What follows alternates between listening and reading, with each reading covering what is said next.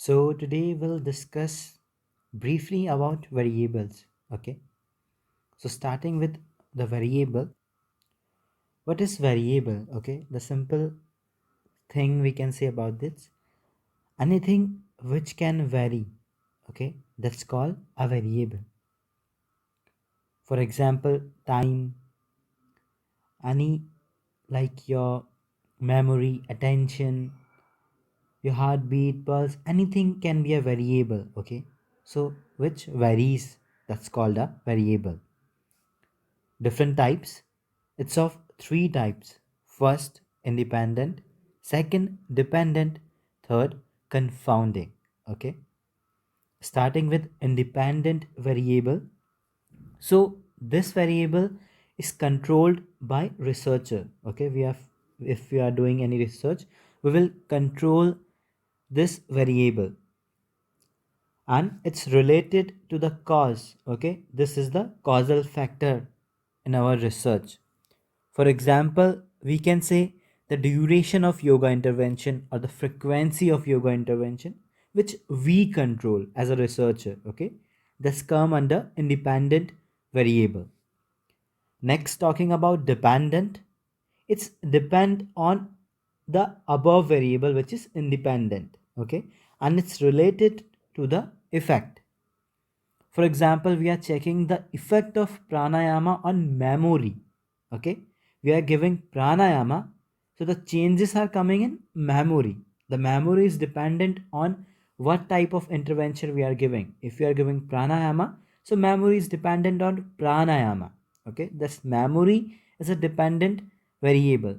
Same if we are checking for attention, stress, so these are dependent on the independent variable. Like we are giving pranayama, meditation, that comes under independent variable.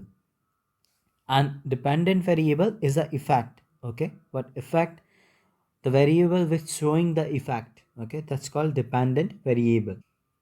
So third one is confounding.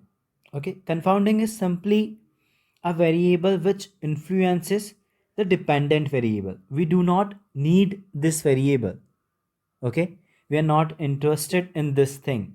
This cause noise, or we can say disturbance. Like if we get disturbed, so we'll not collect the good information or the accurate information. Okay, that's a confounding variable.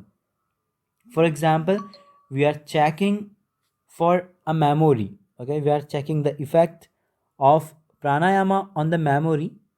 So IQ will be a confounding variable because different people have different IQ. So dependent on their IQs, the data will be not accurate. Okay.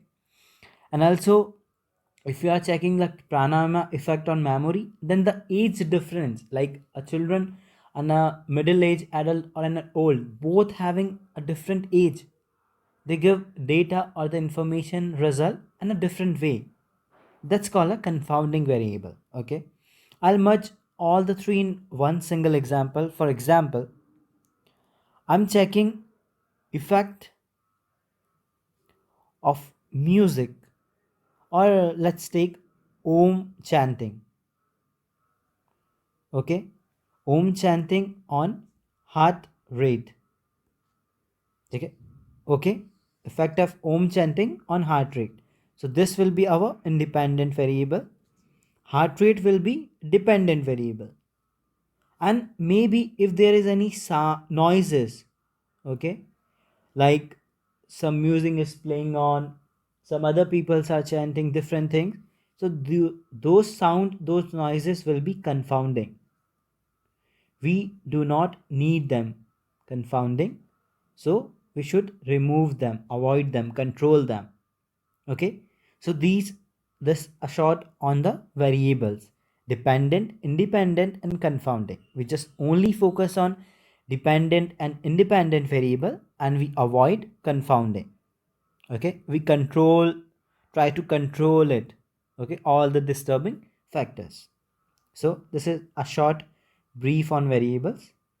We'll talk on next topics on the next videos. Thank you.